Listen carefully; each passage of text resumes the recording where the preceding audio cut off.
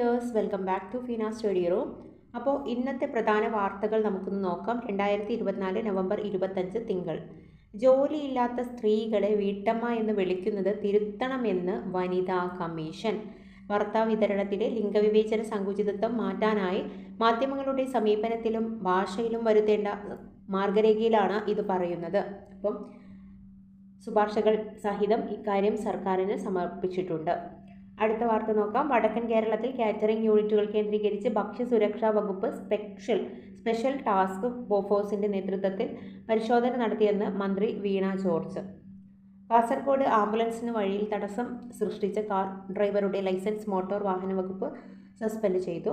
തദ്ദേശ സ്ഥാപനങ്ങളിലെ വാർഡ് വിഭജനത്തിന്റെ അടിസ്ഥാനത്തിൽ സംസ്ഥാനത്ത് ആകെയുള്ള 1.5 കോടിയോളം കെട്ടിടങ്ങൾക്ക് പുതിയ നമ്പർ വരും. ഇതിൽ ഭൂരിഭാഗവും വീടുകളാണ്.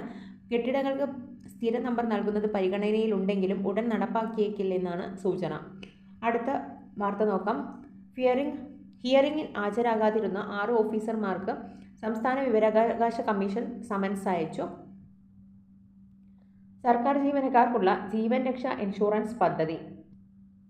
സർക്കാർ ജീവനക്കാർക്കുള്ള ജീവൻ രക്ഷാ ഇൻഷുറൻസ് പദ്ധതി 1 വർഷത്തേക്ക് കൂടി നീട്ടി ഉത്തരവിറക്കി.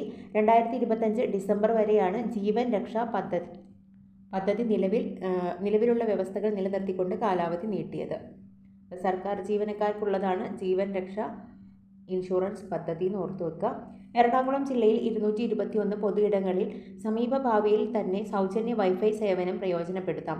കേരള IT മിഷന്റെ സൗജന്യ വൈഫൈ സേവനം എറണാകുളം ജില്ലയിൽ കൂടുതൽ മേഖലകളിൽ ഉടനെത്തും. പാർലമെന്റിന്റെ ശീതകാല സമ്മേളനത്തിന് നാളെ തുടക്കം. അപ്പോൾ ഏതാണ് ശീതകാല സമ്മേളനം?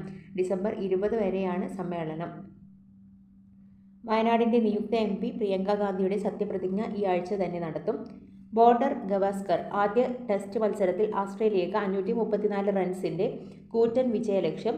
ഇന്ത്യ 487/6 എന്ന നിലയിൽ ഡിക്ലെയർ ചെയ്തു. സൂപ്പർ താരം വിരാട് കോഹ്ലിക്ക് സെഞ്ചുറി.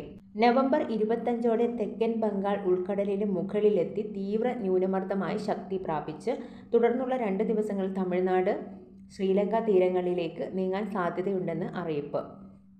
അപ്പോൾ ഇത്രയുമാണ് ഇന്നത്തെ ഒരു പത്രവാർത്തയിൽ ഉൾപ്പെടുത്തിയിട്ടുള്ളത്. Thank you all. സബ്സ്ക്രൈബ് ചെയ്യാത്ത എല്ലാ കൂട്ടുകാരും ഒന്ന് സബ്സ്ക്രൈബ് ചെയ്ത് സപ്പോർട്ട് ചെയ്യുക. Thank you all.